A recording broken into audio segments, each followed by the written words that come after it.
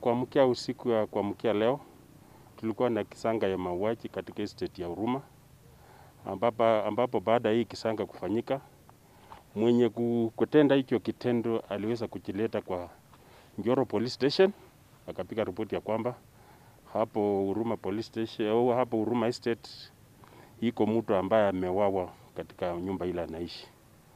Kutoka hapo polisi walianza kutoka wakaenda mpaka kwa hiyo estate, kwa ile nyumba anaishi pamoja na yeye, wakapata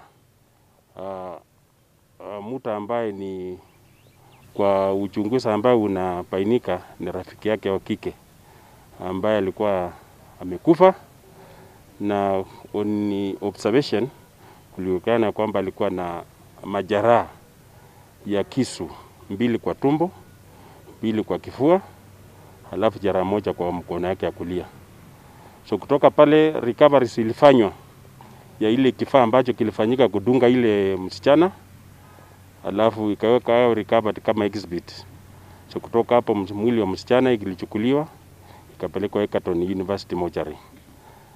Lakini jambo la kusikitisha ambalo tunapata ripoti ya kwamba huyu ambaye ametenda hiki kitendo ni msomi kutoka huko Egerton University, is a pharmacist, ambaye ni hasara kubwa sana mtu kama huyo anafanya kitendo kama hicho bila kufikiria.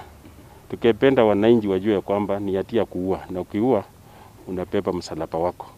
So kwa saa hii idara ya jinai hii kesi imeichukua, saa hii mshukiwa amepelekwa apimwe akili kwa psychiatrist kule Gilgil, ambapo tukishamaliza hiyo uchunguzi ya psychiatrist, tukipata ripoti Jumatatu, tutampeleka mahakamani asome mashtaka.